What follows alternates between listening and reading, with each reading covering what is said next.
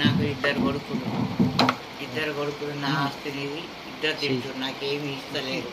ఆయన దక్షిణ వాడుగా నన్ను చేస్తున్నారు, అరాచకం చేస్తున్నారు. నేను ఆడియో ఆఫీస్ పోయినా అక్కడ ఇక్కడ అన్నింటి పోయినా నాకు కిరాయిలు వచ్చేటట్టు చేస్తలేరు, నాకు ఇస్తలేరు, ఏం చేస్తలేరు. కొడతామంటారు, చంపుతామంటారు, ఇవన్నీ అంటుంటారు. ఇది చేస్తున్నారు, ఇది నన్ను అరాచకం చేసి మాకు చేస్తున్నారు.